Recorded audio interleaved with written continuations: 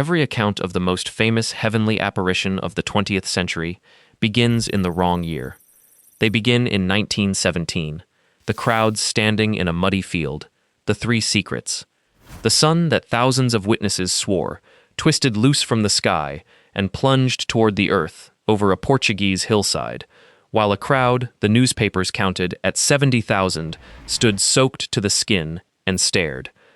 That is where the story is always told from, because that is where the reporters finally arrived, and where the fear finally grew too large to ignore. But go back. 2 years earlier, on that same hillside, with the same wind moving through the same scrub oaks and the same small flock cropping the same thin grass, something came first. Before the lady, before the crowds, before the whole world turned to look, an angel came to 3 shepherd children, and what he taught them, quietly, over the better part of a single year, is the part that almost every telling leaves out. There is no miracle of the sun in it. There is no secret about wars and the end of the age. What is in it is stranger than that, and much quieter, and once you have actually heard it, the loud and famous part of Fatima never sounds the same way again. So let me take you back to the hillside, before the world had any reason to know the name. The place is a scatter of low stone houses called Aljustrel, a short walk from a village named Fatima, in the poor and rocky hills of central Portugal. This is old farming country. Families here measured their wealth in olive trees and a handful of sheep and whether the rains came on time. There is a war swallowing the young men of Europe in these years, the First World War, though, to a child minding a flock on a Portuguese hill, that war is only a rumor carried home from the market on somebody's tongue. But something closer to home matters more for this story, and it almost never gets mentioned. Portugal in these years was not a gentle place to be Catholic. In 1910, a revolution had thrown out the king and declared a republic, and the men who took power were fiercely against the church. Within days, they expelled the religious orders and seized their property. They threw out the Jesuits. The following year, they passed a law tearing the church and the state apart, and they went further than paper. They banned priests from wearing the cassock in public. They shut religious teaching out of the schools. They suppressed public celebration of the feast days, and they put limits on the ringing of the church bells that had ordered village life for centuries. The Pope wrote an entire letter condemning what was being done to the faithful in Portugal. This was a government that had set out, on purpose, to push God to the margins of the country. Hold that picture in your mind, a nation officially cooling toward heaven, because in a moment it is going to matter enormously.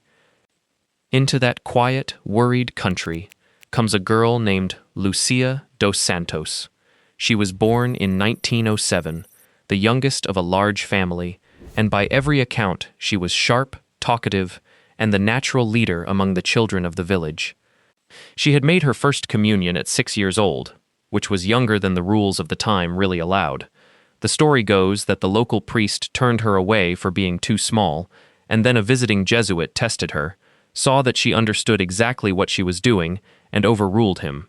Remember that detail about her communion. It comes back later in a way you will not see coming.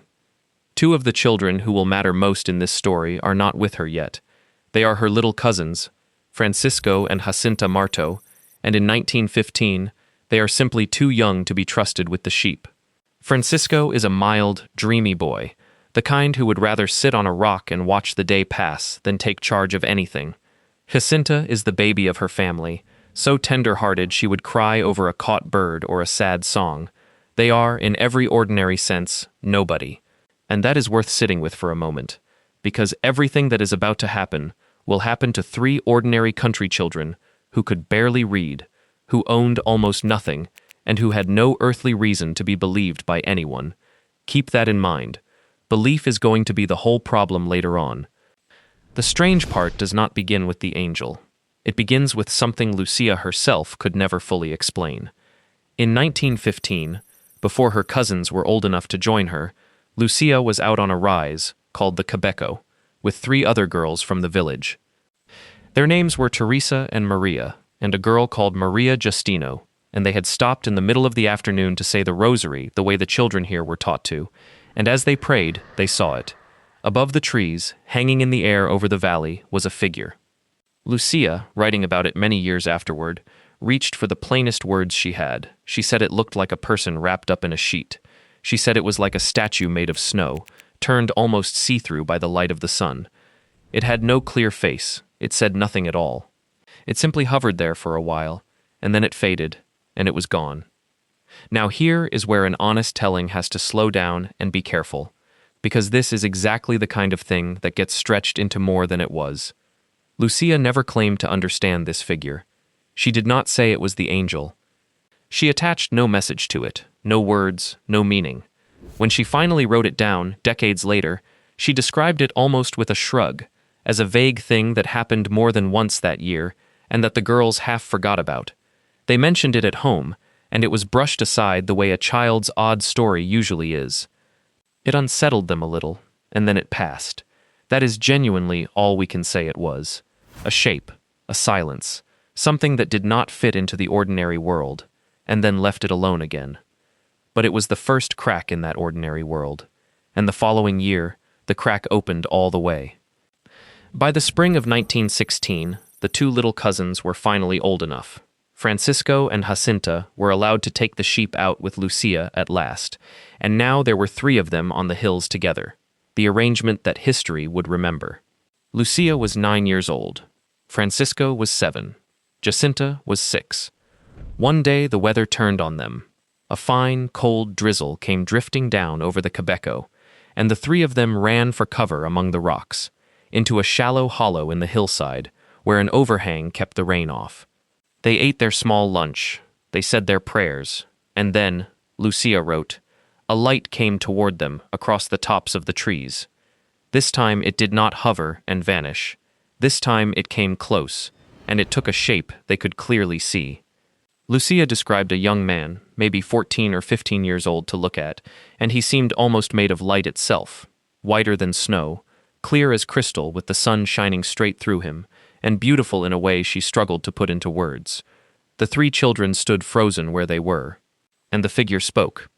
What he said first is the thing that every frightened person in Scripture is told. Do not be afraid. I am the angel of peace. Pray with me. Then he knelt down on the ground, right there in front of them, and he bent forward until his forehead touched the earth. And he gave them words. He had them say these words after him, 3 times over.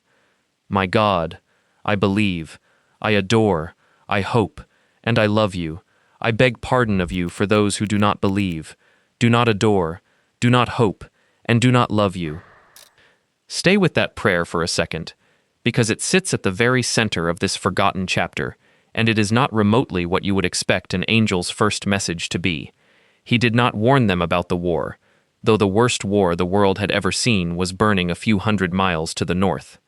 He did not hand them a prophecy, or a date, or a disaster to fear. He taught them to make up for other people. That is what the prayer is, if you actually listen to it. Every single line is spoken on behalf of somebody else, the ones who do not believe, do not adore, do not hope, do not love. The angel's opening move was to take 3 penniless children on a wet hillside and set them to stand in the gap for strangers who would never learn their names, and do it in a country whose own government had just spent 5 years trying to shove faith out of public life. An angel, calling himself the Angel of Peace, teaching reparation to children in the Portugal that had just officially turned its back on the faith. Heaven picked that place, and that exact moment, on purpose. Then he told them why it would work. Pray in this way, he said. The hearts of Jesus and Mary are attentive to the voice of your supplications. And then he was gone. The children stayed where they were for a long time afterward, Lucia said, so overwhelmed they could barely lift themselves, repeating that prayer with their faces pressed to the ground until the fading light told them the day was ending, and then they told no one, not their parents, not the priest, no one at all. Something in them understood, without ever being instructed, that this was not a thing to be chattered about. That silence is going to become important. Hold on to it too. The second time, the angel did not wait for bad weather or a lonely hilltop. He came to them in the middle of an ordinary afternoon, in the middle of their own home. It was summer now. The 3 children were playing beside the well in the garden behind Lucia's house, in the shade, the way children play once the chores are done, and he was simply there again. But this time there was an edge to what he said. It came close to a rebuke. "What are you doing?" he asked them. "Pray. Pray very much. The hearts of Jesus and Mary have designs of mercy upon you. Offer prayers and sacrifices without ceasing to the Most High." Lucia, being Lucia, asked the practical question. How, she wanted to know, are we supposed to sacrifice? And the answer she remembered is one of the most demanding things ever asked of a 6, a 7, and a 9-year-old. "Make of everything you can a sacrifice," he told them, "and offer it to God as an act of reparation for the sins by which he is offended, and in supplication for the conversion of sinners. Accept and bear with patience the sufferings that the Lord will send you." Notice what is happening as these visits go on. With each visit, the angel asks for more, and the weight he lays on these children keeps climbing. First, adore God and repair the damage done to him. Now, turn your entire ordinary day, every small hardship, every hunger and thirst and stretch of boredom, into something offered up on behalf of people who never asked for it and never will. There is nothing soft or sentimental about this. An angel was handing 3 barefoot farm children the spiritual work of grown mystics, and he was making it heavier every single time he came. It was during this second visit, when the children asked him plainly who he was, that he finally gave them a name for himself. He told them he was the guardian angel of Portugal. And here is one of those details that changes the temperature of the whole story once you know it. Portugal had honored a guardian angel of the kingdom for centuries. There had been a real feast day for it, going back to the early 1500s, a national devotion to the angel who watched over the country. But that devotion had faded over time, and the feast had actually been suppressed only a few years before all of this, right around the time the new anti-clerical republic was tearing at everything else. So think about the timing. A nation quietly retires its ancient devotion to its own guardian angel. And then that same guardian angel, uninvited, walks up to 3 of that nation's poorest children beside a garden well and starts teaching them how to pray. Nobody planned that. Nobody could have. After he left, the same heaviness settled over them as before. Lucia said the presence of the angel pressed on them so completely that they lost nearly all awareness of the world around them for hours at a time. But there was a difference between the visits, and she took care to record it. The first 2 times, the feeling left behind a bright, light kind of joy. What came the 3rd time was something else altogether. The 3rd and final visit of the angel is the one that the few people who know this story never managed to forget. It came in the autumn of 1916, back at the Cabico, in the same rocky hollow where the whole thing had started that spring. This time the angel was not empty-handed.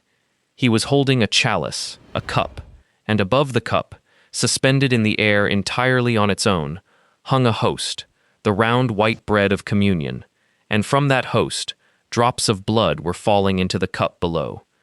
Lucia watched red drops fall from the bread into the chalice, and the angel left the whole thing hanging there in midair, unsupported, while he did something no one had ever taught these children to expect. He lowered himself flat to the ground beside them, and he prayed, again, 3 times over. Most Holy Trinity, Father, Son, and Holy Spirit, I adore you profoundly, and I offer you the most precious body, blood, soul, and divinity of Jesus Christ, present in all the tabernacles of the world, in reparation for the outrages, sacrileges, and indifference by which he is offended, and through the infinite merits of his most sacred heart and the Immaculate Heart of Mary, I beg of you the conversion of poor sinners. Then he rose.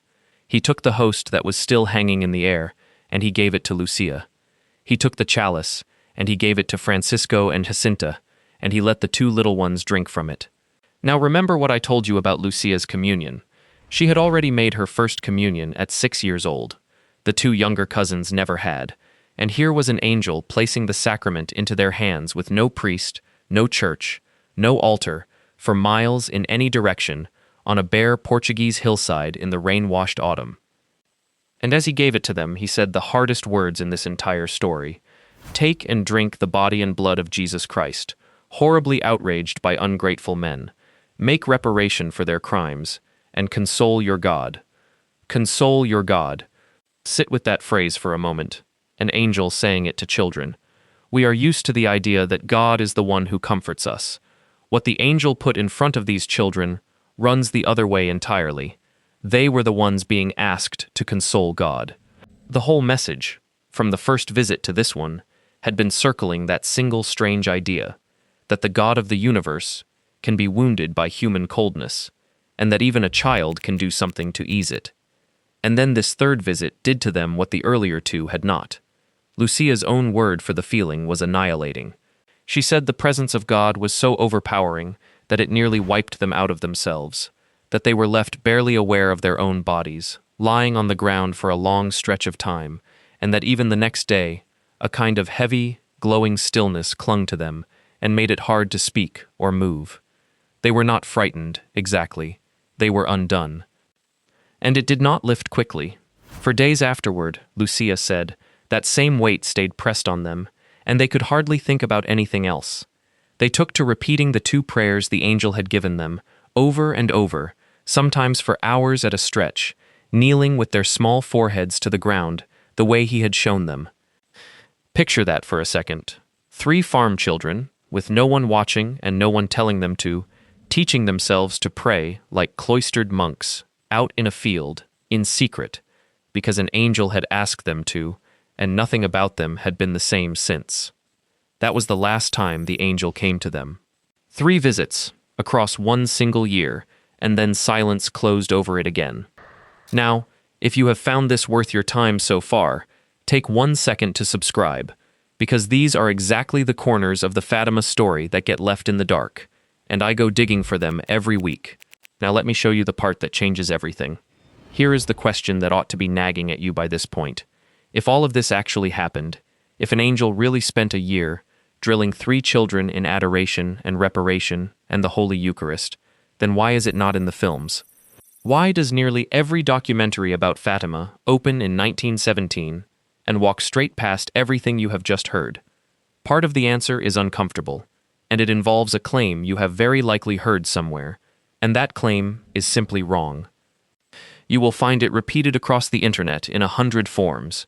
The claim that the angel of Fatima warned the children about Russia, that before Our Lady ever showed up, the angel had already delivered the famous prophecy about Russia spreading its errors across the world. It makes for a neat and dramatic story. It is also not what the record says, and it genuinely matters that we get this right. Go back over everything the angel actually said, across all 3 of his visits. Adore God, make reparation, offer up your sufferings for sinners. Console Christ, abandoned in the Eucharist. That is the whole of it. There is no Russia anywhere in it. There is no nation named, no war foretold, no political prophecy of any kind whatsoever. The angel's entire message, from the first word to the last, is about the interior life of the soul, prayer, sacrifice, the Blessed Sacrament, nothing else at all. Russia enters the Fatima story later, and it enters from a completely different mouth. That word was first spoken by Our Lady herself on the 13th of July 1917, nearly a full year after the angel's final visit. In the vision that the Church would come to call the Second Secret, the Lady told the children that if people did not turn back to God, Russia would spread her errors throughout the world, causing wars and persecutions of the Church. She spoke of a worse war still to come, of whole nations being wiped out, of the good being made to suffer, and the Holy Father with them, and she said she would return one day to ask for Russia to be consecrated to her Immaculate Heart. That specific request did not arrive until 1929, years further on still, when Lucia was a grown nun in a convent at Tua, in Spain, and received a vision of the Holy Trinity, in which the consecration was finally asked for by name. That whole thundering, world-sized message, the one people picture the instant they hear the word Fatima, came from the Lady and from that later vision at Tui. Not one syllable of it ever came from the angel. So the true order of events is the exact reverse of the version you find online. The angel came first and said nothing about Russia at all.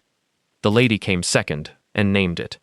And the precise request that people still argue about to this day came third, more than a decade after 3 small children first knelt in a rocky hollow and learned to say, "My God, I believe, I adore, I hope, and I love you." Getting this straight actually matters, and it matters a great deal. It is the whole difference between what heaven asked for and what a dramatic headline later turned that into, and it points directly at the real reason this chapter gets buried, a reason that has nothing to do with Russia in the slightest. The plain truth is that the angels chapter is quiet, and quiet does not sell. Think for a second about everything that 1917 hands to a storyteller. It has a radiant lady from heaven. It has a crowd of tens of thousands of people. It has 3 secrets. One of them, a vision of hell itself. One of them, a prophecy about future wars and a suffering pope. It has the sun appearing to tear loose from the sky and spin toward a soaked and screaming multitude, an event that even the secular, anti-clerical newspapers of the day felt forced to report on. That is a story that practically tells itself. Now, set the angel down beside all of that. No crowd, no spectacle in the heavens, no secret about the fate of nations, just 3 children in a hollow in the rocks, a prayer repeated 3 times, and a communion that not one other living soul witnessed. Everything about the angel's message points inward, toward the soul, toward the parts of religion that are the hardest to film and the hardest to sell to a distracted audience. Of course, the cameras skip it. There is nothing there for them to point a lens at. But there is a second reason, and honestly, it is the more important of the two. For about 20 years, this chapter did not exist for anyone in the world except the 3 children themselves, and then, before long, only one of them. Because that is the other thing that history did to this story. Francisco and Jacinta did not get to grow up. When the great influenza swept across the world at the close of the First World War, it came to the little houses of Aljustrel too. Francisco died in 1919, a boy of 10. Jacinta died the next year, in 1920, not yet 10 years old herself, alone in a hospital bed in distant Lisbon, exactly as she had quietly foretold that she would. For months, she had been saying that she would die far away from home, with none of her family beside her, and that is precisely how it happened. And through all of it, through operations without proper anesthetic and a long, miserable illness, she kept offering her suffering up, in the exact way the angel had first taught the 3 of them beside the well, right to the very end. Both of them are recognized saints today. The Church declared the 2 of them saints in 2017, the youngest children ever canonized who were not killed for their faith. But they died as children, and they carried the memory of the angel with them into the silence of the grave. That left only Lucia. She grew up, and she became a nun, and she lived an astonishingly long life, all the way to 2005, when she died at the age of 97. And it was not until the late 1930s, when her own bishop gave her a direct order to write down everything she could remember, that the angel finally appeared on paper for the very first time. She had carried it privately inside herself for 2 full decades, and by her own account, she set it down at all, only because obedience to her bishop left her no way out of it. When she at last set it all down, in the memoirs she wrote around 1937 and again in 1941, faithful Catholics who had believed they knew the whole Fatima story were suddenly reading about the angel for the first time in their lives. After 20 years of total silence, the revelation went off among them like a bomb. So nobody hid this chapter from you. For 20 years it simply lived, locked inside 3 children, 2 of whom died very young, and a third who did not speak of it until she was ordered to. That is the honest reason your own grandmother might have known every last detail about 1917 and never once heard a word about the angel. The angel was still sealed inside Lucia's memory, while the rest of Fatima was already famous around the world. And here is where the Church itself has to be quoted with real care, because people get this part wrong as well. When the local bishop finished investigating Fatima and declared it worthy of belief on the 13th of October 1930, that bishop, whose name was José Alves Correa da Silva, the bishop of Leiria, formally approved the visions of the children at the Cova da Iria in the year 1917. That is what the ruling actually names. The angel of 1916 was never put on trial as a separate case with a verdict of its own. It comes down to us, woven into the very same testimony, from the very same witness, inside the broader account that the Church accepted as trustworthy.